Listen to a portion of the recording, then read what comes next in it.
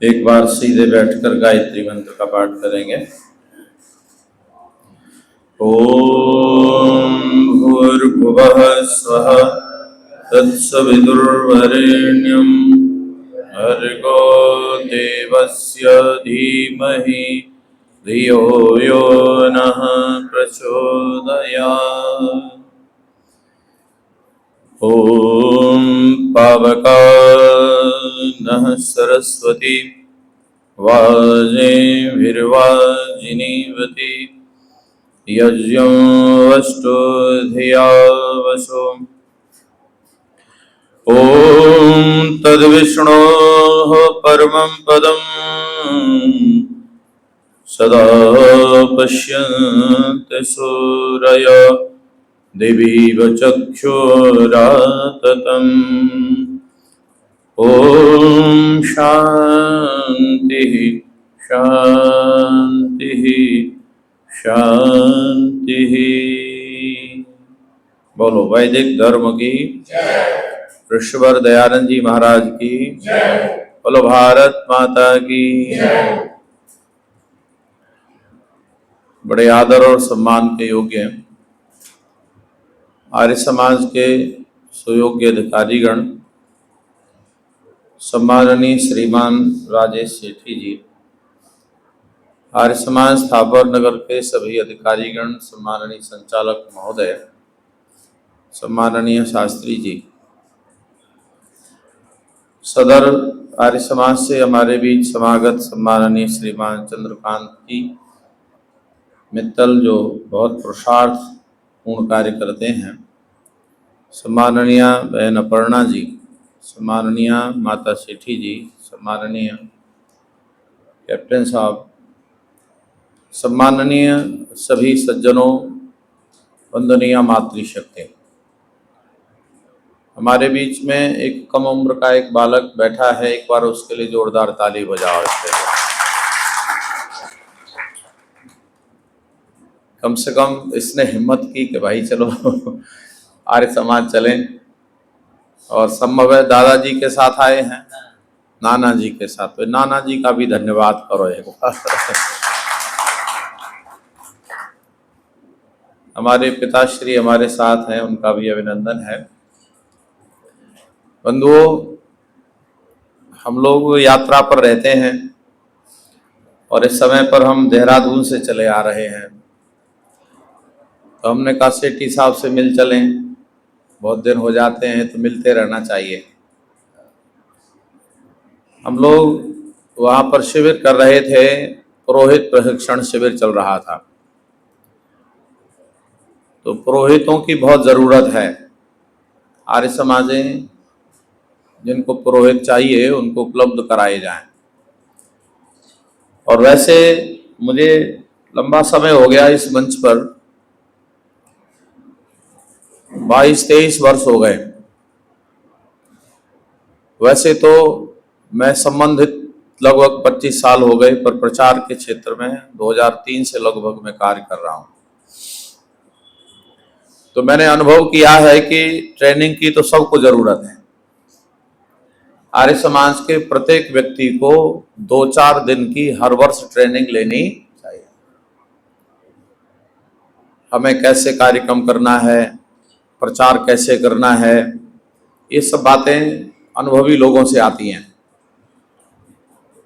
हमको मंत्र पाठ कैसे करना है, यज्ञ की विधि में एक रूपता कैसे बनेगी, तो इन विषयों पर हम बड़े विस्तार से 7 दिन एक जगह रहते हैं, वहीं बात करते हैं, नए पुरोहित बनते हैं। अभी हम पुरुषों के लिए ये कार्यक्रम कर रहे थे देहरादून तपोवन नाला पानी में, और अभी आगरा में भी हम 10 दिन का ये पुरोहिता प्रशिक्षण शिविर लगा रहे हैं। महिलाओं के लिए है केवल। उसमें 250 के करीब शिविरार्थिनी होंगी, जिसमें 200 के करीब या 150 के करीब बहनें बेटियां ऐसी होंगी जो वीरांगना शिविर करेंगी, जिनको जूडो, कराटे, लाठी चलाना, दंड बैठक, आसन, प्राणायाम सिखाया जाएगा। 3 घंटे का प्रतिदिन बौद्धिक होगा। आर्य समाज दयानंद क्या है, इनको ने उनके दिमाग में कूट कूट के भरा जाएगा। और ऐसी बहनें जो पुरोहिता बनना चाहती हैं या पुरोहिता का कार्य कर रही हैं, अच्छा बनाना चाहती हैं अपने शरीर जीवन को, संस्कार की क्वालिटी अच्छी बनाना चाहती हैं, तो उनके लिए भी वहां पर एक शिविर रखा गया है, राष्ट्रीय पुरोहिता उपदेश का प्रशिक्षण शिविर। तो कम से कम 250 के करीब हमने टारगेट रखा है कि भाई इतनी बहनें या बेटियां आ जाएं। 50 अपने कार्यकर्ता, तो लगभग 300 के करीब वहां व्यवस्था 10 दिन तक रहेगी। तो हमने, चूंकि धन की जरूरत पड़ती है, सामान की जरूरत पड़ती है, तो उनको हम सत्यार्थ प्रकाश, व्यवहार भानु पाठ्यक्रम की पुस्तकें दे रहे हैं। तो उसमें 300 करीब 350 सत्यार्थ प्रकाश जरूरत है। तो 50 हमारे एक सज्जन उन्होंने दे दिए और सेठी साहब ने 200 सत्यार्थ प्रकाश हमको दे दिए, इसलिए आप उनका अभिनंदन कीजिए। जोरदार ताली बजा करके मैं उनका अभिनंदन करता हूं, धन्यवाद करता हूं। और यदि आप लोगों की भी इच्छा हो तो अपनी श्रद्धा से दे सकते हैं। वैसे मैं ये चर्चा करते करते कह दिया है और निमंत्रण देने के लिए मैं विशेष कर आया हूं कि आप आइए। 22 जून से 1 जुलाई तक ये कार्यक्रम रहेगा। हम लोगों का ये प्रयास है कि आर्य समाज और ऋषि दयानंद का जो मिशन है ना, वो जन जन तक कैसे पहुंचे। तो हमें कुछ बदलाव करने पड़ेंगे, हमें कुछ देखना पड़ेगा। और ये कैसे होगा, इसके पीछे बहुत कुछ खामियां, बहुत कुछ गलतियां हैं और वो सभा का विषय नहीं है, वो यहां मैं चर्चा नहीं करूंगा। किसको क्या करना चाहिए, ये बैठकों का विषय है, चिंतन शिविरों का विषय है। और फिर उनको अधिकारियों को अपने यहाँ उनको इम्प्लीमेंट करना चाहिए, अप्लाई करना चाहिए, तो फिर उससे लाभ होगा। ऐसा नहीं होता कि लाभ नहीं हो। आर्य समाज की विशेष गतिविधियों में आती है रविवार का अधिवेशन। ये जो इस समय हम लोग बैठे हैं, ये विशेष गतिविधि है। और इस गतिविधि को इतना अच्छा बनाइए, कितना अच्छा बनाइए, जिससे कि प्रत्येक व्यक्ति ये मस्तिष्क में रखे कि जी रविवार को तो मुझे जाना ही जाना है। रविवार के दिन का 2 घंटे का समय आप आर्य समाज में व्यतीत करिए। पति पत्नी दोनों आइए, अपने पास बच्चे हैं उनको लेकर आइए, पढ़ने वाले बच्चों को लेकर आइए, और ये बात अपने अंदर हृदय से आपको स्वीकार करनी पड़ेगी। महर्षि दयानंद जी महाराज लिखते हैं, यदि उन्नति करना चाहते हो, यदि उन्नति करना चाहते हो तो आर्य समाज के उद्देश्यानुसार आचरण करना स्वीकार करो, नहीं तो कुछ हाथ नहीं लगेगा। इस लाइन के अतिरिक्त आपके पास कुछ हो तो मुझे बताइएगा। हमारा पूरा जीवन 24 घंटे 7 दिन 12 महीने जीवन पर्यंत अब केवल दयानंद के लिए ही लगना है। तो आप हमसे साझा कर सकते हैं। हम अधिकारियों की तरह नहीं है कि अधिकारी बदलते रहते हैं, तो अधिकारी बदल जाते हैं तो काम करेंगे, नए आ जाएंगे पुराने वाले काम नहीं करेंगे। अच्छा, हम तो ऐसे है नहीं, हम तो 24 घंटे काम पर हैं, एक भी दिन अवकाश नहीं है हमारा। तो आप हमें बताइए कि क्या कर सकते हैं। आर्य समाज के उद्देश्यानुसार आचरण करना स्वीकार करो। हमारी वेशभूषा कैसी होनी चाहिए, इस पर काम करो। रविवार के दिन कुर्ता धोती पहन के आया करो सब। रविवार के दिन बच्चों को लाओ, मित्रों को लाओ, संबंधियों को लाओ। और उससे पहले आर्य समाज का जो सत्संग है उसका थोड़ा स्तर बढ़ाओ। आपके नगर में भी बहुत लोग हैं, पुरोहित हैं, उपदेशक हैं, और कई बहनों ने भाइयों ने भजन भी अच्छे सुनाए, तो और अच्छी तैयारी करो, जैसे कि सत्संग में आना ऐसा लगे कि भाई आज आकर हमें कुछ मिला। अगर मिलेगा नहीं तो अगली बार नहीं आएगा। तो उसे आप बताइए क्या क्या मिल सकता है यहां आर्य समाज में। मैं एक बात कहकर अपनी चर्चा को आगे बढ़ाता हूं। आप अनुभव करेंगे, समस्या का अनुभव करेंगे तब ना समाधान ढूंढेंगे। तो मैं आपको एक बड़ी समस्या दिखाता हूं। हमारे जो बच्चे हैं, हमारे घरों में जो पैदा होते हैं, पहले तो जो पैदा होते ही कुछ संस्कार लेकर पैदा होते हैं, माता और पिता दोनों से। पहले जीवात्मा पिता के शरीर में होता है, फिर मां के शरीर में रहता है।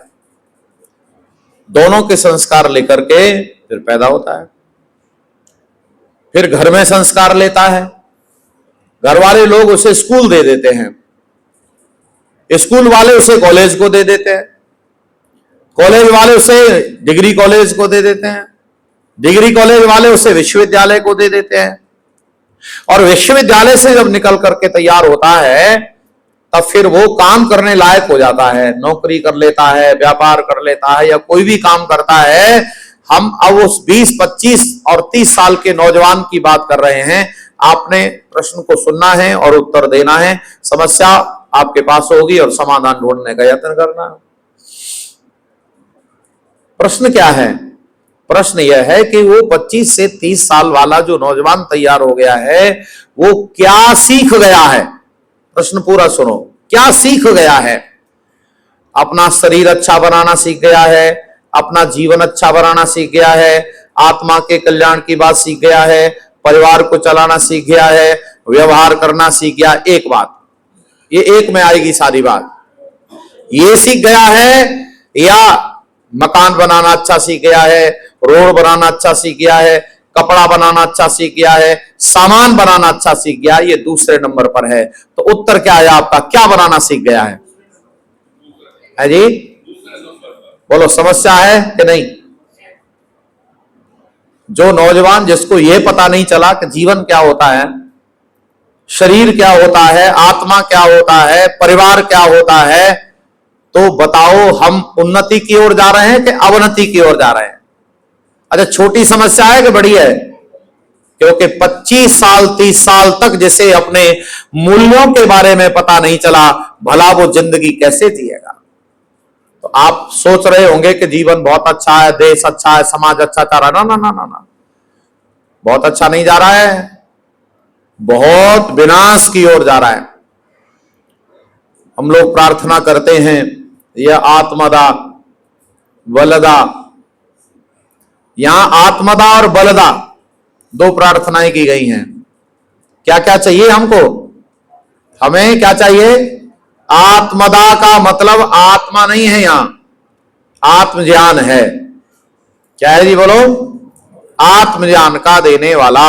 हे प्रभु, आप आत्मज्ञान के देने वाले हैं। हमको क्या चाहिए? हमें बल चाहिए। अरे बोलो, क्या चाहिए? बल चाहिए। और बल भी 3 तरह का बल का उल्लेख इस मंत्र में ऋषि दयानंद ने किया है। कौन सा बल चाहिए हमें? शरीर का बल चाहिए, आत्मा का बल चाहिए, और बोलो समाज का बल चाहिए। शरीर का बल चाहिए प्रार्थना से मिलेगा केवल नहीं। हम तो प्रार्थना ही तो कर रहे हैं, और कर क्या रहे हैं? क्यों जी? प्रार्थना कर रहे हैं, या आत्मदा बलदा यस्य विश्व उपासते। हे प्रभु, जिसे आपको सब लोग उपासना करते हैं, और प्रशिषम, ये न्याय है, शिक्षा है, प्रत्यक्ष व्यवस्थाएं जो आपको सब दिखाई दे रही हैं, ये परमात्मा के द्वारा व्यवस्थित की गई हैं, जिनकी विद्वान लोग सब उपासना करते हैं, जैसे सब लोग मानते हैं। हमें भी उसी प्रकार से व्यवस्था से, अपनी सकल उत्तम सामग्री से उस सकल ऐश्वर्य परमात्मा की भक्ति करनी है, अर्थात उसी की आज्ञा पालन करने में तत्पर रहना है। यहां पर आपको इस चर्चा को थोड़ा सा करेंगे, शायद है बात कुछ बन जाए। समाधान क्या होगा ये भी आपको मिल जाएगा। तो यहां पर मूल रूप में क्या है बंधुओं? वो परमात्मा सर्वोपरि है, अर्थात परमात्मा एक ऐसी सत्ता है जो सर्वोपरि है। उससे ऊपर विश्व में, ब्रह्मांड में कोई नहीं है। इसको हम अच्छे से समझ लें। वैसे क्या है, परमात्मा के ऊपर हम सब लोग विश्वास करते नहीं हैं। परमात्मा के प्रति हमारी श्रद्धा, हमारा विश्वास है नहीं। परमात्मा का विश्वास तो उस तरह होना चाहिए, तब आत्मदा बलदा सिद्ध होगा। जिस प्रकार एक बिजली का तार है, बिजली का तार जा रहा है और वो तार प्लास्टिक रहित है, उस पर प्लास्टिक नहीं है, केवल धातु का तार है और ऐसे जा रहा है। वो आपको ये पता नहीं कहां से आ रहा है, ये पता नहीं कहां जा रहा है, लेकिन आपको इतना भर मालूम है कि ये बिजली का तार है, तो आप उससे हाथ लगाते हैं? है जी? हाथ नहीं लगाते। अच्छा, आपको ये बता दिया जाए बिजली नहीं आ रही है तो भी लगाते हो कि नहीं? आवाज नहीं आ रही है आपकी? मतलब ये पता चल जाए ना बिजली नहीं आ रही है तो भी नहीं लगाते, क्योंकि वो बिजली कभी भी आ सकती है। और जिस प्रकार तार के अंदर विद्युत का संचार हो रहा है वो कितना खतरनाक होता है, वैसे हम उसे अनुपस्थिति में भी ऐसा ही खतरनाक मानते हैं, लेकिन हम कण कण में उस परमेश्वर को वैसा, बोलो, नहीं मानते। हम परमात्मा को वैसा नहीं मानते, वैसा जानते भी नहीं है। परमात्मा सर्वत्र हमें देख रहा है, जान रहा है, सुन रहा है, पहचान रहा है, वैसा हम लोग स्वीकार नहीं करते हैं। और जब तक परमेश्वर के प्रति इतनी बड़ी श्रद्धा, अर्थात उसकी व्यवस्था, उसका न्याय, उसका संविधान, उसकी उपस्थिति, जब तक हम स्वीकार नहीं करेंगे तब तक आनंद नहीं आएगा। इसीलिए पहले तो आप इन प्रार्थना के मंत्रों को रोज बोलते बोलते कभी कभी अर्थ चिंतन किया करो। ये अच्छी चर्चा है कि आप रविवार को कोई न कोई वेद मंत्र लेकर चर्चा करते हैं। मैं घटना सुनाता हूं। एक गुरुजी के पास एक बालक को लेकर एक माताजी आई। माताजी बच्चे का कान पकड़ के लाई।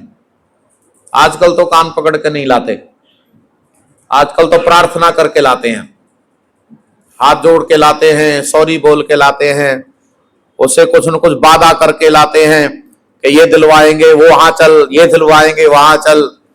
ये अंतर आ गया है। तो माताजी उसको कान पकड़ के लाई गुरुजी के पास, और गुरुजी के पास लाकर कहती हैं, इसे कुछ समझा दो, ये चोरी करता है, ये चोरी करता है, इसे समझा दो। तो गुरुजी ने कहा, कुछ काम पर लगे थे गुरुजी, कि मैं समझा दूंगा माताजी, आप जाओ, इसको यहीं छोड़ जाओ। माताजी चली गई। तो बच्चे को गुरुजी कहते हैं, चोरी करते हो, तुम्हें डर नहीं लगता? तो वो कहता है, गर्दन झुकाए बैठा था, क्योंकि गलती बताई गई है, गर्दन झुकाए बैठा है और टेढ़े मुंह से गलती ऐसे ही झुकाए सिर कहता है, किसका डर, किसका डर? तो गुरुजी कहते, तुझे माता पिता का डर नहीं लगता? तो वो बच्चा कहता है कि माता पिता घर में नहीं होते हैं तब चोरी करता हूं, डर लगता है, पर माता पिता नहीं होते घर में तब चोरी करता हूं। ओहो, गुरुजी ने अगला प्रश्न कर दिया, तुझे परमात्मा का डर नहीं लगता है? तो अब नौजवान जो बालक था वो एकदम सीधा बैठ गया और कहता, परमात्मा का डर? परमात्मा को तो अम्मा ने आले में बंद कर रखा है। आला समझते? वो दीवार के अंदर थोड़ी सी जगह बना देते हैं ना, उसे आला कहते हैं। आपके यहां क्या कहते हैं? आला ही कहते हैं। क्या कह रहा है बच्चा? परमात्मा को तो अम्मा ने आले में बंद कर रखा है, वहां चोरी नहीं करता हूं। क्या बात समझ में आई? इस मंत्र का आगे वाला पार्ट तब समझ में आएगा बंधु, जब आप पीछे वाले पार्ट के साथ जुड़ेंगे। इसकी जो चर्चा है वो भक्ति से शुरू होगी। बोलो प्रेम से, किससे होगी? भक्ति से शुरू होगी, परमात्मा के संविधान से शुरू होगी, परमात्मा की शिक्षा से शुरू होगी। अभी तो हम क्या करते हैं, संविधान को और शिक्षा को अलग अलग देखते हैं, लेकिन यहां ऋषि दयानंद क्या कह रहे हैं, उसका प्रत्यक्ष सत्य स्वरूप शासन न्याय है जी। क्या बोलो? शासन न्याय अर्थात शिक्षा। यहां पर न्याय और शिक्षा एक ही बात है। अच्छा, आपको क्या लगता है, हमारा संविधान अलग है, शिक्षा अलग है? मैं ठीक कह रहा हूं क्या? मेरे से जुड़े रहो तो कुछ बात पहुंचेगी आप तक। बोलो क्या? हमारा न्याय अलग है, संविधान अलग है और शिक्षा अलग है, लेकिन अलग नहीं है। ये जो संविधान है वह ही शिक्षा है। जो गणित की विद्या है हम उसको शिक्षा समझ रहे, साइंस भूगोल की शिक्षा को शिक्षा समझ रहे, लेकिन हमारा व्यवहार सबसे बड़ी शिक्षा है। और व्यवहार सही करेंगे तो हमें दंड नहीं मिलेगा, और यदि हम व्यवहार गलत करेंगे तो बोलो दंड। अब हमारा जो संविधान है, ध्यान देना जरा, हमारा जो संविधान है भारत देश का संविधान है। और भारत देश का क्या संविधान है? हर संस्था का संविधान होता है, हर स्कूल का संविधान होता है, हर संस्था का कोई ना कोई बायलॉज होता है। उसके अधीन अगर हम चलते हैं तो हम ठीक चल रहे हैं, हम भक्ति कर रहे हैं। और यदि हम उसके अधीन उसके अनुसार नहीं चल रहे हैं तो हम भक्ति नहीं कर रहे हैं। इसमें एक शब्द आता है अनुशासन। अनुशासन, और जहां जहां भी लिखा मिलेगा वहां अनुशासन लिखा मिलेगा। ये जो शासन है ना, शासन, यह भी कोई शासन नहीं है, यह भी अनुशासन के अंतर्गत आएगा।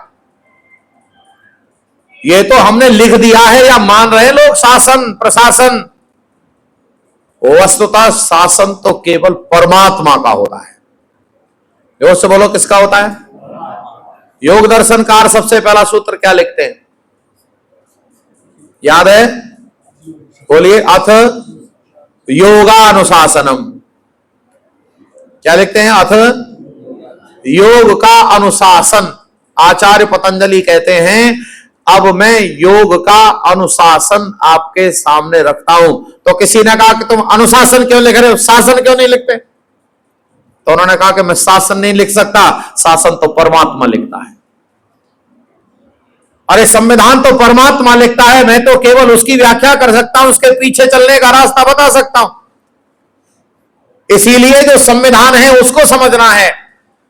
भारत का संविधान, विश्व का कोई भी देश का संविधान, किसी संस्था का संविधान, ये सब अनुशासन है। और अनुशासन के अगर पहले से पूर्व में कोई व्यवस्था है तो शासन के नाम पर कौन है? बोलो। ये वेद मंत्र क्या कह रहा है? प्रत्यक्ष शासन, न्याय अर्थात शिक्षा, ये सब चीजें एक ही है। और ये सब चीजें वेद है। ये बात जिस दिन समझ में आएगी उस दिन आनंद आएगा। परमात्मा का संविधान वेद है, परमात्मा की शिक्षा वेद है, और वह पूर्ण है। सब सत्य विद्याओं का पुस्तक वेद है। यह बात जिस दिन समझ में आएगी तो हमें आत्मज्ञान भी होगा और हमें बलदा की सिद्धि भी हो जाएगी। ये आत्मदा बलदा तब तक सिद्ध नहीं होगा। अच्छा, कैसे सिद्ध करना है? तो चलो थोड़ा थोड़ा बात करते हैं। पहले तो ये देखो, आत्मज्ञान किसने दिया? मैं आत्मा हूं, ये किसने जानकारी दी? हमें अपनी जानकारी है? हमें अपनी कोई जानकारी नहीं। अच्छा, आंख को आंख की जानकारी है? कई चीजें हैं यहां, कई चीजें, उनमें से प्रयास कर रहा हूं एक दो बात आपके सामने आ जाए। आंख का ज्ञान तब होता है जब दृश्य सामने होता है। अगर दृश्य है तो आंख है, और दृश्य दिखाई नहीं दे रहा है तो आंख भी नहीं है। अर्थात ये सारा संसार जिन चीजों से पता चलता है वो ज्ञानेंद्रियां हैं।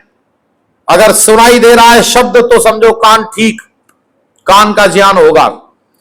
ऐसे ही कई बार आप देखो, जो व्यक्ति बोल रहा होता है और सुनाई ना दे, तो बताओ व्यक्ति का दोष मानते हैं कान का? है जी? जो कहते हैं ऐसा लगता है कान खराब हो गए। वैसे ही जब परमात्मा का साक्षात्कार होता है तब आत्मा का ज्ञान होता है। उससे पहले आत्मा का ज्ञान, और अगर उससे भी पहले आत्मा का ज्ञान होगा तो लिखित में, पढ़त में, जानकारी में होगा, और वो भी केवल वेद से होगा। बिना वेद के जानकारी नहीं होगी। मैं यहां एक बात आपको बहुत अच्छे से साझा करने का यत्न कर रहा हूं। कभी फुर्सत मिलेगी तो लंबी बातें सुनिएगा, क्योंकि थोड़ी थोड़ी बातें करने का अब अभ्यास नहीं रह गया है, क्योंकि एक बात में स्पष्ट नहीं होती कोई बात। आज तो हम संयोग से आपके साथ हैं, यात्रा में हैं, हमने कहा चलो मेरठ में ही पड़ाव करते हैं। आदरणीय चंद्रकांत जी से भी बात हुई, आप लोग बहुत मेहनत करते हैं और मेरठ आर्य समाज की दृष्टि से ऐतिहासिक नगरी है, यहाँ बड़ी बड़ी घटनाएं हुई हैं और बड़ा उत्साह पूर्वक आप लोग काम करते हैं। मैं आप सभी का अभिनंदन करता हूं। बंधुओं, एक बात अच्छे से समझ लीजिए, आपको आनंद आएगा। मनुष्य के पास अपनी निजी कोई जानकारी नहीं है। देखो मैंने क्या कह दिया, मनुष्य के पास अपनी निजी कोई जानकारी नहीं है। मैं आपके सामने एक तथ्य सीधा सीधा रख देता हूं। इस पूरे ब्रह्मांड में सत्ताएं कितनी हैं, अस्तित्व कितने हैं जिनका कभी नाश नहीं होता? बोलो। 3। ये जानकारी आपको हो गई है। चलो इस जानकारी को सहायक बनाते हैं और फिर आगे बढ़ते हैं। यहां हमने प्रकृति को रख लिया, यहां हमने जीव को रख लिया और यहां हमने परमात्मा को रख लिया। यही तो है हमारी सत्ता है। क्यों जी, क्या है? प्रकृति है, जीव है और ईश्वर है। आपके पास प्रश्न आ रहा है, संभालिए और फिर आनंद लीजिए। ये जो प्रकृति है इसके पास ज्ञान है, हां या ना? आपने अपनी जानकारी से उत्तर दिया कि इसके पास ज्ञान नहीं है। ठीक है, ये आपने उत्तर अच्छा दिया है, तो इसके साथ कुछ चीजें और भी जोड़ लीजिए। प्रकृति केवल उपयोग का सामान है। जी बोलो, प्रकृति केवल उपयोग का सामान है, उपभोग का सामान है, साधन है। ये सब जो भी है क्या है? साधन है। इससे ज्ञान का व्यवहार नहीं कर सकते, इससे बातचीत नहीं कर सकते, इससे प्रार्थना नहीं कर सकते। जैसे ये माइक है, ये जानता नहीं कौन बोल रहा है, ये जानता नहीं क्या बोला जा रहा है। वैसे जैसे इसके बारे में पता चल गया, वैसे संसार के सब पदार्थों के बारे में पता चल जाएगा। तो फिर अंधविश्वास, मूर्ति पूजा जैसा आडंबर थोड़ी देर में ही धराशायी बोलो हो जाए। इस तरह से समझाओ आप। चलो ये चलते चलते बता रहे। तो दूसरा, जीव के पास ज्ञान है, हां या ना? बहुत बढ़िया। अब कुछ लोग सोच में पड़ गए होंगे कि क्या बात कर रहे, कह रहे हैं और अभी तो कह रहे थे कि नहीं है। ये प्रश्न आसान नहीं है बंधुओं, ये प्रश्न बहुत कठिन प्रश्न है और इस प्रश्न को प्राचीन काल के लोगों ने बहुत ज्यादा हल नहीं किया, क्योंकि उस समय ज्यादा भयंकर प्रश्न आए नहीं। लोग ज्ञानी थे इसीलिए समझ में आ जाता था थोड़ा समझाने से। आज थोड़ा समझाने से आता नहीं, इसीलिए इनकी गहराई जरूरी है। प्रश्न है, आत्मा के पास ज्ञान है, हां या ना? तो उत्तर है। पर अभी मैं पूछूंगा उनसे, उत्तर को संभाल कर बैठना अपने को कि कितना है आपको बताना है, मात्रा बतानी है। सुनो सुनो सुनो। इच्छा द्वेष प्रयत्न सुख दुख ज्ञानानि आत्मनो लिंगमिति।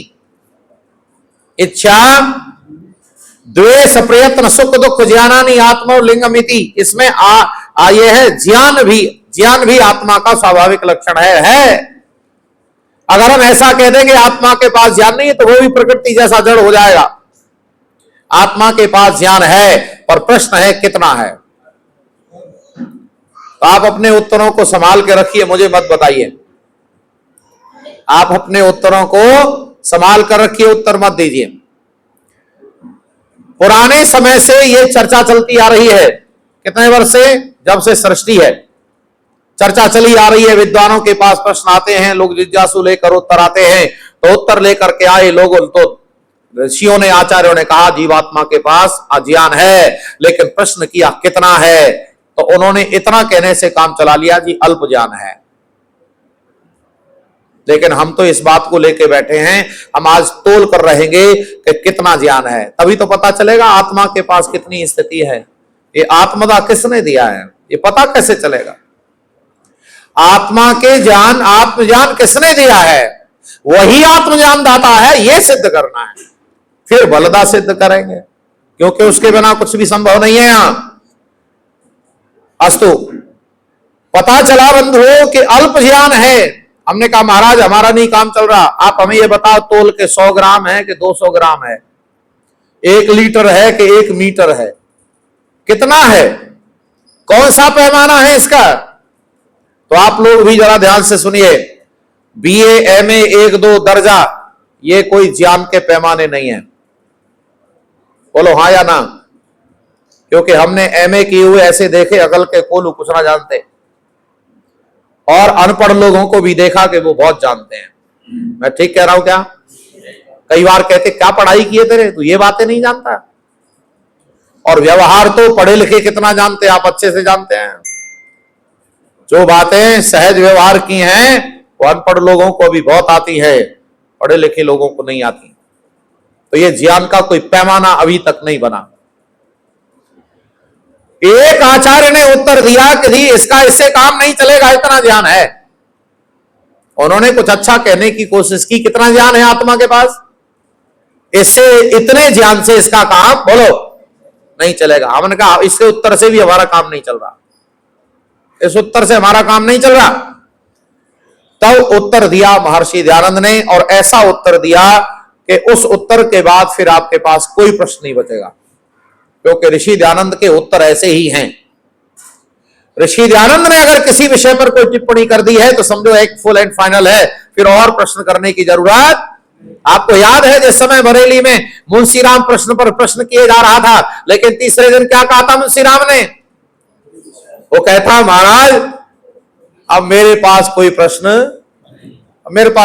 नहीं रह गया है, सारे प्रश्नों का उत्तर मुझे मिल गया है। क्योंकि ऋषि दयानंद ऐसा उत्तर देते हैं। क्या उत्तर है आत्मा के ज्ञान के विषय में? तो ऋषि दयानंद कहते हैं आत्मा के पास केवल साधन भूत ज्ञान है। नोट कर लो जरा एक बार, क्या बोलो? साधन भूत। ये क्या होता है? ये साधन भूत ज्ञान क्या होता है? तो ऋषि दयानंद जो बात कहना चाह रहे हैं वो कैसे समझेंगे आप? तो ये है जैसे आप मोबाइल होता है, मोबाइल के अंदर एक मेमोरी कार्ड होता है। समझाने के तरीके से मैं इसको लिया, तो मेमोरी कार्ड में अपनी मेमोरी होती है या भरी जाती है? उत्तर आपको मिल गया। मेमोरी कार्ड में अपनी कोई मेमोरी नहीं होती है, वह मेमोरी भरता है। ऐसे ही आत्मा के पास अपना निजी कोई ज्ञान नहीं होता है, वो तो परमात्मा से इकट्ठा करता है, और उसके अतिरिक्त कहीं से उसके पास नहीं आ सकता। अब बताओ, आप दोनों उत्तर सुनना। आप ये कहोगे है तो नहीं है, अरे बोलो बोलो कैसा उत्तर आया ढूंढ करके बोलो। अगर आप कहेंगे है तो बोलो, और आप कहेंगे नहीं है तो कहेंगे है। क्योंकि वो नहीं है ऐसा तो यूं नहीं कह सकते क्योंकि जड़ हो जाएगा, और हम कहें है तो कह नहीं सकते क्योंकि है नहीं। केवल साधन भूत ज्ञान है, केवल इकट्ठे करने वाली क्षमता है, इसीलिए ज्ञान इकट्ठा किया जा सकता है। आत्मा के पास निज स्वाभाविक ज्ञान ना के बराबर है। अब आपके पास प्रकृति के पास है नहीं, जीवात्मा के पास साधन भूत ज्ञान है, हमारे पास तीसरी सत्ता बसती है। अब बोलो कहां से आएगा संपूर्ण ज्ञान? केवल और केवल परमेश्वर से आएगा। इसीलिए सारी जानकारी अगर कहीं से आती है तो बोलो कहां से आती है? परमेश्वर। और जिस दिन ये बात अच्छे से समझ में आएगी उस दिन हम काम पर लगेंगे, और एक अच्छे से तर्क सुनते जाओ। सारी समस्याओं का समाधान, सारी दुनिया का समाधान कर सकते हो आप इस तर्क, इस दलील के आधार पर। रामचरितमानस और रामायण 2 पुस्तकें आपके पास, दोनों को जानते हैं आप? बताओ लेखक बताओ, रामचरितमानस के लेखक कौन? महात्मा तुलसीदास। और रामायण के लेखक वाल्मीकि रामायण, वाल्मीकि ऋषि। अगर आपके पास ये दोनों पुस्तक रख दी जाए और दोनों पुस्तकों में कोई प्रसंग विरोधी है, बताओ किसकी माने? आपने बड़ा उत्तर दे दिया, लेकिन ये उत्तर बाहर जाके हल नहीं होगा। ये समझाना है आपको, ये समझाना है कि कौन प्रामाणिक पुस्तकें अपेक्षाकृत। आज हम तुलसीदास की बुराई तो नहीं कर रहे हैं बैठ गए, अरे बोलो बोलो, हम किसी की बुराई नहीं कर रहे, और आर्य समाज किसी की बुराई भी नहीं करता है। हम तो केवल उसका अध्ययन करके सही बात को आपके सामने रखते हैं। चलो, अब एक तरफ आपके पास पुराण है, एक तरफ आपके पास शास्त्र हैं, और इन दोनों में विरोधी बातें हैं। बताओ किसकी बात मानी जाए? ये है दलील। आप मैदान में उतरो और लोगों से बात करो, बताओ एक तरफ पुराण है और एक तरफ दर्शन है, शास्त्र है, किसकी बात मानी जाए? तो उत्तर आएगा दर्शन की बात मानी जाए। और सुनो, एक तरफ सारे संसार के ग्रंथ हैं और एक तरफ वेद है, और दोनों विरोधी हैं। अब बताओ किसकी बात मानी जाए? जिस समय ये बात आपके पास आएगी उस समय सारी दुनिया समझ जाएगी, क्योंकि वेद स्वतः प्रमाण है, वेद परमात्मा का शासन है, वेद परमात्मा का न्याय है, वेद परमात्मा की शिक्षा है। और यह शिक्षा जब हमारे पास आएगी तब हमें आत्मदा भी हो जाएगा और हमें बलदा भी हो जाएगा। बलदा कैसे मिलेगा हमें? तीनों तरह का जो बल है कैसे मिलेगा? तो इसमें सबसे पहला बल है शारीरिक बल। तो शारीरिक बल के लिए आप परमात्मा की वाणी वेद की तरफ जाइए, जिसे सब विद्वान लोग मानते हैं। कौन मानता है वेद की वाणी? विद्वान लोग मानते हैं, सब मानते हैं। दुनिया में ऐसा कोई आदमी नहीं है, चाहे वो कोई संप्रदाय का आदमी है।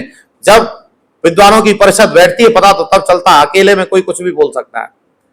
बंधुओं, परमात्मा की वाणी के आधार पर बड़े बड़े ग्रंथ लिखे गए, जिसमें से आयुर्वेद है जो आपके स्वास्थ्य की जानकारी देगा, आपका योग भी है जो स्वास्थ्य की जानकारी देगा। ऐसे कई ग्रंथ लिखे गए। तो आप नोट कर लो तीन बातें। ये आपके शारीरिक बल किससे आएगा? तो शारीरिक बल के लिए आपके पास चार साधन है। पहला साधन है भोजन। बोलो जी प्रेम से, क्या है जी? दूसरा है नींद, तीसरा है ब्रह्मचर्य, और चौथा है व्यायाम। आप ये चारों चीजें पकड़ लीजिए। आपके पास शारीरिक बल नहीं आए तो मुझे पकड़ लेना आप। पर ऐसा मत करना कि एक चीज पकड़ ली तीन छोड़ दी ना, तो नहीं आएगा। भोजन को ठीक करो, कितना करना, कब करना, कैसे करना, क्या करना, ये बहुत प्रश्न हैं। अभी अवकाश मिले तो इस पर चर्चाएं सुनो। भोजन कहां से आए, कैसा आए, कितना करना है, क्या करना है। आजकल भोजन के विषय पर बहुत सावधानी नहीं बरत रहे लोग। जो भी आ जाए वह खींच लेते हैं और फिर परेशान होते हैं, बीमार हो जाते हैं। बहुत प्रश्न है। ऋत भोग, मित भोग, हित भोग। और दूसरा है नींद। नींद आ रही है ठीक से? आवाज नहीं आ रही आपकी? नींद आ रही है? नहीं, यहीं बैठ के कह रहे हैं आप सभा में, करवटें बदलते रहते हैं। पर आप लोगों को अच्छी आ रही होगी, मैं कह सकता हूं, क्योंकि आप लोग अच्छा जीवन जीते हैं। और नींद नहीं आ रही है तो स्वस्थ नहीं रह सकते। ऐसे बहुत लोग देखे जो कहते रात भर नींद नहीं आती। तो नहीं आती है तो आगरा आओ, फिर ठीक करवाएंगे। ज्यादातर उन्हीं को नहीं आती नींद, ऐसी जो आगरा वाले लोग होते हैं उनको नींद नहीं आती ज्यादातर। और तीसरा है ब्रह्मचर्य। ये ब्रह्मचर्य बहुत उत्तम कोटि का काम है। ये इससे शरीर ठीक रहता है, इससे आत्मा को बल मिलता है, इससे पवित्रता रहती है, रोग नहीं आते, मेमोरी अच्छी बनी रहती है। ये ब्रह्मचर्य। और चौथा क्या है? व्यायाम। इनको ठीक कर लो। आत्मा का बल कैसे मिलेगा? तो आत्मा के बल के लिए तीन साधन हैं। आत्मा का बल मिलेगा कैसे? तो परमेश्वर की उपासना से मिलेगा। अरे बोलो प्रेम से, किससे मिलेगा? परमेश्वर के नजदीक जाने से आत्मा का बल मिलेगा। वैसे तीन चीजें हैं। त्रेतवाद का ज्ञान, बोलो जोर से, क्या है त्रेतवाद का? दूसरा है कर्म फल व्यवस्था अनुसार कर्म, और तीसरा चौथा क्या है? योग साधना, उपासना। अरे बोलो क्या है? उपासना से मिलेगा। और यहां आप आत्मा के बल के कई उदाहरण दे सकते हैं हम। सबसे बड़ा उदाहरण महर्षि दयानंद का है। जब एक तरफ महर्षि दयानंद बैठे हैं और एक तरफ 40 लोग, एक कक्ष है उसमें 40 लोग बैठे हैं और उनका संरक्षण करने वाला राजा भी बैठा है, और वो भी सब विश्व के धुरंधर लोग हैं, काशी के। और बाहर जो गैलरी है उसमें 200 लोग हैं, और दूर दूर तक खचाखच वो पूरा आनंद बाग भरा हुआ है। दयानंद एक और सैकड़ों लोग दूसरी तरफ खड़े हैं, और एक व्यक्ति उनके साथ है। वो कहता, महाराज बड़ी भीड़ है, महाराज बहुत भीड़ है, सब विरोधी है, तुम अकेले हो? तो दयानंद कहते हैं, मैं अकेला कहां हूं? और दयानंद ऋषि, परमेश्वर मेरे साथ है। तो बताओ मैं अकेला कहां हूं? कैसा बल? सारी दुनिया एक तरफ और दयानंद आत्मा का बल कितना प्रबल है। राजा कह रहा है, आपको पता है महाराज, ये लाखों रुपए का चढ़ावा आता है, आप इसका आप महंत बन जाइए। ऋषि कहते हैं, ये बता किसकी बात मानूं, तेरी बात मानूं कि उसकी बात मानूं। आहा, या अब देखो जरा इस मंत्र को साक्षात उतरते देखना। क्या कह रहे हैं हम ऋषि दयानंद, तेरी बात मानूं या उसकी बात मानूं? अरे तेरा राज्य कितना बड़ा है, तेरा राज्य कितना बड़ा है, मुट्ठी बंद करके दौड़ू तो थोड़ी देर में पार कर सकता हूं, लेकिन उसका राज्य इतना बड़ा है, मैं जिंदगी भर दौड़ता रहूं तो भी पार नहीं कर सकता हूं। इसीलिए बता किसकी बात मानूं। राजा अवाक रह गया। राजा तो ये सोच रहा था, उसने कहने की भी हिम्मत की कि इतना बड़ा दान देने वाला कोई नहीं मिलेगा, लेकिन दयानंद कहते हैं, ठीक है राजा, इतना बड़ा दान देने वाला कोई नहीं मिलेगा, पर इतने दान को ठुकराने वाला भी तुझे दयानंद के सिवा कोई। कितना प्रबल आत्मा का बल है, जो किसी से भी टकराते, ना राजा का भय है, ना आतंकियों का भय है, ना किसी बदमाश का भय है, ना कोई किसी प्रकार का भय नहीं है। इसीलिए ऋषि दयानंद ने कहा भी है, जो परमात्मा की भक्ति करता है उसे इतना बल प्राप्त होता है कि पहाड़ जैसा दुख भी उसे सामान्य लगने लगता है। अच्छा, ये थोड़ा कम बल है क्या, ये कम लाभ है क्या? ये तो बहुत बड़ा लाभ है। संसार के सारे दुखों से टकरा सकता है व्यक्ति अगर वो ईश्वर की भक्ति करता है। एक उदाहरण सुनो, समय हो रहा है बातचीत का, बंद कर देंगे फिर सुनेंगे कभी।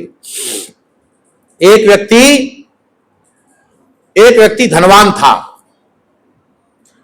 था तो एक व्यक्ति आया, उससे अपने व्यापार शुरू करने के लिए कर्जा ले गया। ये बहुत पुरानी बात है, 100 रुपए ले गया। आज तो 100 रुपए का कोई मूल्य नहीं रह गया। एक समय 100 रुपए का बहुत मूल्य था, आप में से बहुत लोग जानते हैं। लाखों रुपए के बराबर था कभी 100 रुपया। 100 रुपया इकट्ठे एक आदमी के पास हो तो ये समझो महाराजा था उस समय में, क्योंकि 1 रुपया किलो घी आता था। मैं ठीक कह रहा हूं क्या भाई? गवाही दो आप मेरी, मैं ठीक कह रहा हूं क्या? 1 रुपया किलो देसी घी, और आजकल कितने में आ रहा है? 1000 में भी ना मिल रहा 1000 में नहीं मिल रहा। बढ़िया, 100 रुपए ले गया। 100 रुपए ले गया, उसने व्यापार शुरू किया, व्यापार चल पड़ा, वो हो गया धनवान, और जिससे ले गया तब हो गया कमजोर। ऐसा होता है कभी कभी। अब उसे याद आया कि ये मेरे से पैसा ले गया था, उसके पास गया और उससे कहता, भाई तू पैसा मेरे दे दे। जो कहता, चल चल, तेरे जैसे कितने लोग हैं, तेरे से पैसा लेकर आऊंगा, मेरे यहां बहुत लोग ऐसे तेरे जैसे खाना खा के जाते हैं। उसने पैसा नहीं दिया, कई बार गया। वो चला गया राजा के पास।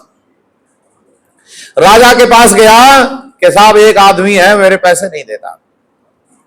अच्छा कोई बात नहीं, तू एक काम कर, कल मैं नगर से निकलूंगा, कल मैं नगर से निकलूंगा और हाथी पर निकलूंगा, तू मुझे मेरे पास आ जाना और उससे पैसे मत मांगना, और तू मेरे साथ हाथी पर बैठ जाना बस। वो राजा हाथी पर निकला और वो आदमी उसने अपने साथ पीछे बिठा लिया। कोई बात नहीं, यात्रा खत्म हुई, वो आ गया। राजा बोला, अब तू जा घर, पैसा मत मांगना उससे, पैसा मत मांगना। वो आदमी मिला कहीं रास्ते में? और यहां मिला, देख रहा था। जा तू घर जा। घर गया वो व्यक्ति, उससे पहले वो आदमी बैठा था, पैसा लेके बैठा था। वो कहता है, भाई ये 100 रुपए ले, और ये ब्याज हो गई तो उसे हो गई, ब्याज भी ले ले। राजा से मत कहियो मुझे नहीं पता था तेरी राजा से मित्रता है। आप अंदाजा लगा सकते हैं बंधुओं, जब एक राजा से मिलने पर इतना झंझट खत्म हो सकता है, तो राजाओं के राजा उस परमात्मा से मिलने के बाद कितना आनंद आएगा, इसकी आप अनुभूति कर सकते हैं। दीवाना हो जाता है व्यक्ति परमेश्वर से मिलने के बाद, और वह मुंशी राम से श्रद्धानंद बन जाता है और अपने आप को कल्याण मार्ग का पथिक कहने लगता है। जो व्यक्ति परमात्मा से मिल लेता है, परमात्मा की बात समझ लेता है, वह व्यक्ति पंडित लेखराम बन जाता है, गुरुदत्त विद्यार्थी बन जाता है। ऐसे कितने लोग हुए हैं इस धरातल पर जिन्होंने परमात्मा को प्राप्त कर लिया। और एक बात कहकर विराम करता हूं, महर्षि दयानंद के जीवन की कोई इच्छा नहीं थी। यह बात गुरुजी ने पहचान ली कि ये कल्याण करेगा समाज का। समाज का कल्याण केवल वो व्यक्ति कर सकता है जिसकी कोई इच्छा नहीं है। अब आपके मन में आएगा जी ऐसा कैसे हो सकता है इसकी इच्छा ना हो। इच्छा सबकी रहती है, धन की इच्छा रहती है और कपड़ों की इच्छा रहती है, कोठी की इच्छा रहती है, कोई धर्मशाला बनाने की इच्छा रहती है, लेकिन दयानंद की इच्छा क्यों नहीं है? क्योंकि दयानंद ने उसको पा लिया है और जिसे पाने के बाद फिर कुछ और पाना बाकी नहीं रह जाता। इसीलिए महर्षि दयानंद ने प्रभु को पा लिया और प्रभु को पाने के बाद कोई और इच्छा बाकी नहीं रह जाती। इसीलिए जो लोग आध्यात्मिक ओर चले जाते हैं, जो लोग ईश्वर की आज्ञा में चले जाते हैं, जो उसकी भक्ति करने लगते हैं, उसी की आज्ञा पालन करने में निरंतर तत्पर रहते हैं, वो लोग अपने जीवन का निश्चित रूप से कल्याण को प्राप्त कर लेते हैं। समय हो गया आपकी बातचीत का, आपके दर्शन हुए, बहुत अच्छा लगा। मैं सम्माननीय सेठी साहब का अभिनंदन करता हूं। आप जोरदार ताली बजाकर उनका अभिनंदन करें। और सभागार आपका ऋषि दयानंद और अन्य महापुरुषों से जगमगा रहा है। आप जगह जगह कई दीवालों पर लिखवाइए। मैं एक निवेदन करता हूं आपसे, आप जितना कमाते हो उसका 1% है जी, कितना बोलो, 1% दयानंद और वेद के ऊपर खर्च करो। कर सकते हो? कितना परसेंट बता रहा हूं मैं? ज्यादा नहीं बता रहा हूं। 100 रुपए में से 1 रुपया। ये ऋषि दयानंद का शब्द है, मैं अपना कोई नहीं कह रहा हूं। ऋषि दयानंद ने कहा कितना खर्चा करना है बोलो? शतांश। कितना करना है? 100 रुपए में से 1 रुपया निकाल के रख दो अलग, कि भाई मैं इतना कमाता हूं, इसमें से एक हिस्सा इतना बना, 1%। उसे आप छोटे छोटे पत्रक छपवाओ, छोटी छोटी किताबें छपवाओ, स्टिकर बनवाओ, बस स्टैंड पर लगवाओ, ऑटो रिक्शा में लगवाओ, बसों में लगवाओ, परचूनी की दुकान पर लगवाओ, नाई की दुकान पर लगवाओ, जहां लोग बाल बनवाने जाते हैं, ऐसी जगह पर लगाओ जहां लोगों की नजर पड़ती है। और अगर आप सही में ऐसा करेंगे तो 1 साल तब होगा जब पूरा नगर दयानंद को जानने लग जाएगा। मैं तो ये स्वभाव रखता हूं, तो इसीलिए आपसे आशा करता हूं कि इतना खर्च करो और जहां शिविर लगते हो वहां सहयोग करो, गुरुकुलों को सहयोग करो, गौशालाओं को सहयोग करो और आर्य समाज को मजबूत बनाओ। आर्य समाज के सिवा इस विश्व को बचाने वाली कोई संस्था नहीं है, इसीलिए आर्य समाज को मजबूत करो। इन्हीं शब्दों के साथ आप सभी का बहुत बहुत धन्यवाद।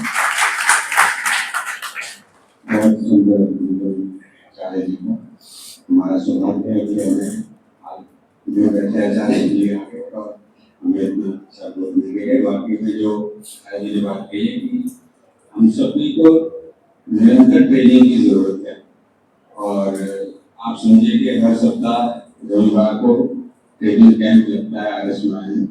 आप सब यहाँ आए और ज्ञान प्राप्त करके थोड़ी आगे हमको समाज में करके आना है और संदेश देना है। मैं आचार्य पुराने से नहीं कहूँगा तो आचार्य जी का धन्यवाद देते हैं।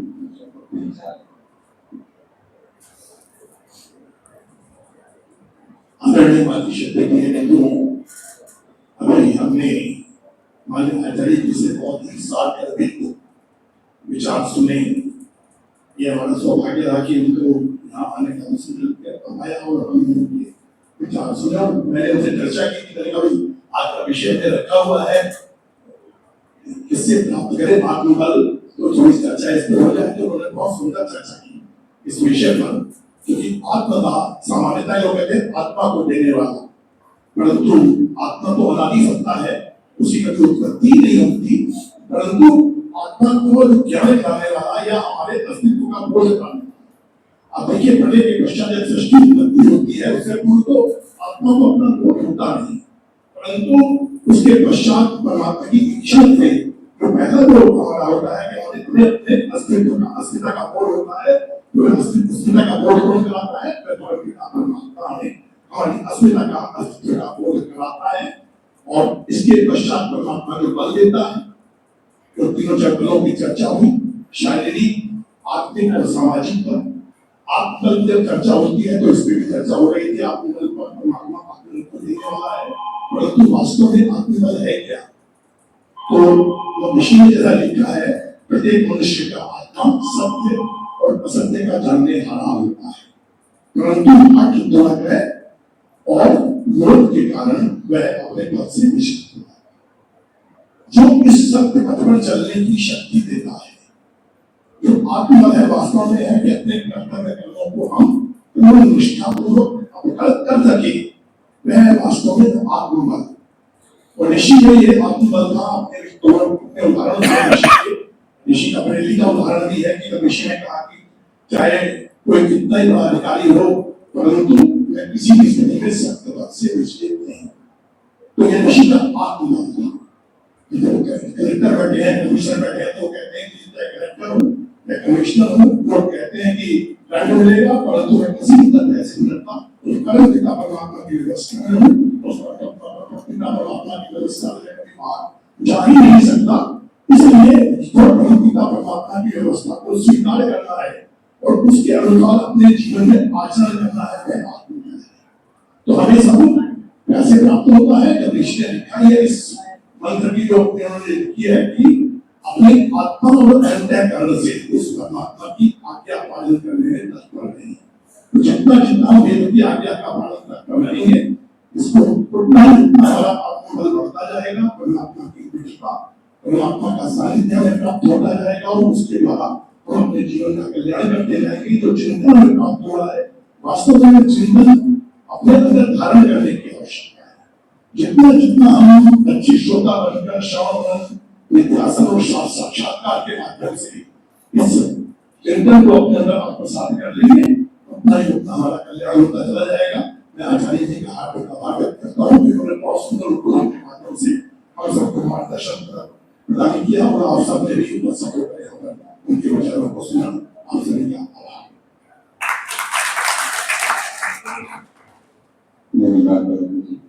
आज जो ध्यान प्राप्त हुआ है, दौसों के प्रदान जीने दिया है, धन्यवाद।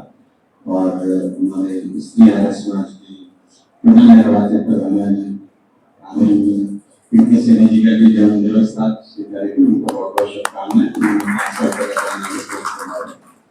धन्यवाद। मैं शास्त्री श्री अभिनव करना की शामिल है।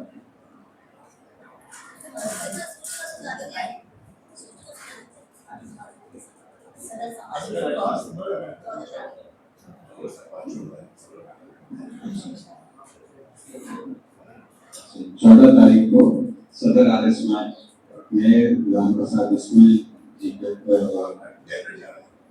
जयेंद्र जी नोएडा से बता रहे हैं।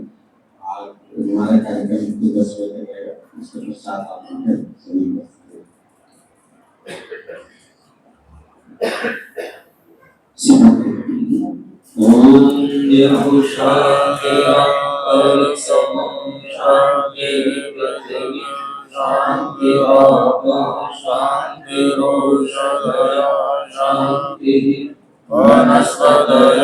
शांति